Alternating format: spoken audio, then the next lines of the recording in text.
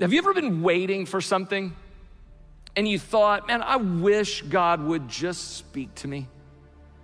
I wish he would just tell me what's going on. I wish he'd pull the curtain back and go, let me just tell you how everything's unfolding.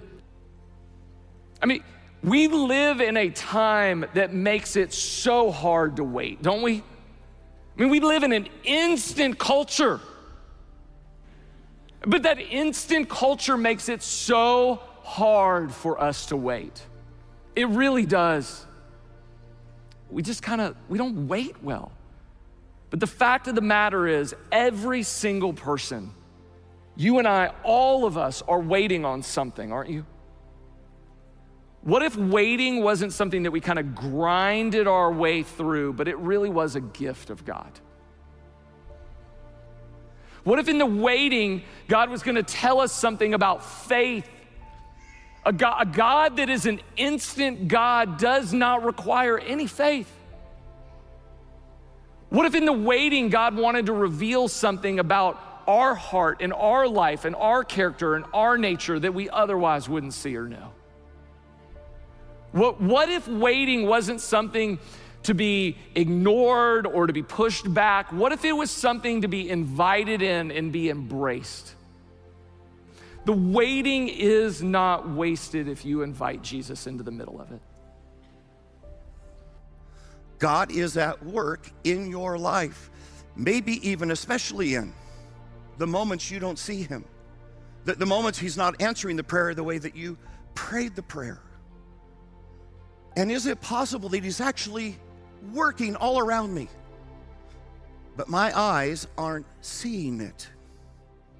Is it possible that one of the reasons we miss God's plan is because he's not doing ours? You need to know that it's absolutely normal for God to be doing great things when it looks like he's doing nothing. Let me say this again. It's a big deal. It is absolutely normal for God to be doing unbelievably amazing things in moments that look to us like he's doing nothing. Here's why. If you haven't noticed yet, God doesn't typically tell us his plans. And I don't know why. I don't know if that's because if you and I heard what he was going to do, we would like veto it. Or if he told us what we were going to do, we would be terrified. Or we just go, hey, God, you know what? I like your plan pretty well, but could we tweak it a little? And instead, here's what God does. God works in our life and says, okay, I'm going to do this. And sometimes it looks good and sometimes it looks bad, but I'm going to do that. You're not going to know where this is going to go. I'm just going to ask you to live the next moment that I gave you the right way. And when you live that moment well, I'll give you a next. And then I'll give you a next. But you're not going to know where this is going to end up. Which means there's moments when I'm living in a moment that I'm going, God, this is unfair and it's wrong and I don't see you working. And just because God hasn't told you the plan doesn't mean he's not working the plan. Most of us here would say, I trust God.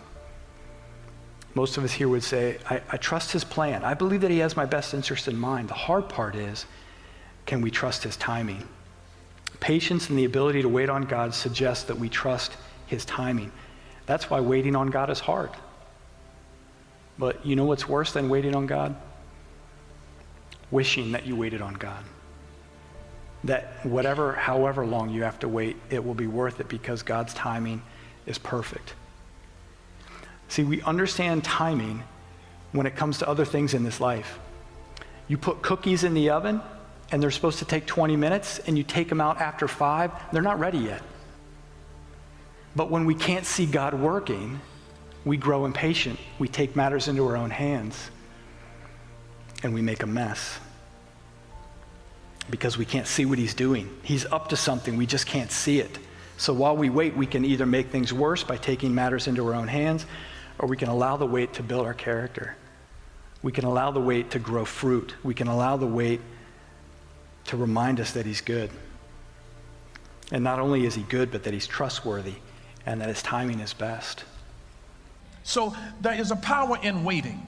And I want you to understand very clearly, waiting it's a time to do a few things. Waiting is a time to become. Waiting is a time to evolve. Waiting is a time to develop. Waiting is a time to learn. Waiting is a time to grow. So you're not just doing nothing while you're waiting, you're becoming, you're evolving, you're developing, you're learning, you're growing, you're healing, you're maturing, you're gaining perspective, you're growing in wisdom, you're being educated, your discernment is being sharpened. There are so many different things that start happening while you're waiting. That's why you can't rush that process. You can't rush maturity. Anybody who's great never became great overnight. That's why slow success builds your character. Quick success builds your ego. God knows exactly what He's doing, and He is pacing you to be able to safely handle the blessing that He's about to bring you into.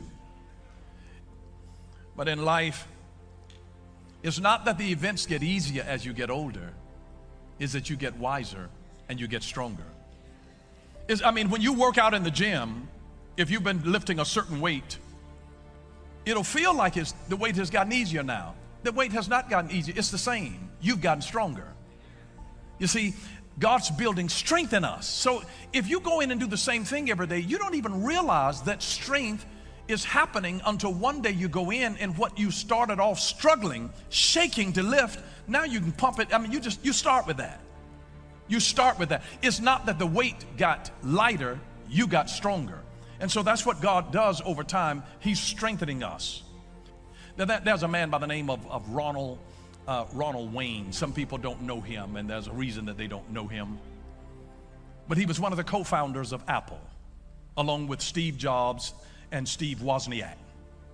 Well, let me tell you what happened. Ronald Wayne got impatient. And so back in the 1970s, late 1970s, he said, man, you know what, I know I'm one of the co-founders of Apple here, but man, I need my money. He sold his 10% stake in Apple back in the late 1970s. Guess how much? $800. You know, $800 for 10% of Apple. Today, that stock would have been worth $200 billion. Are you understanding the power of waiting now?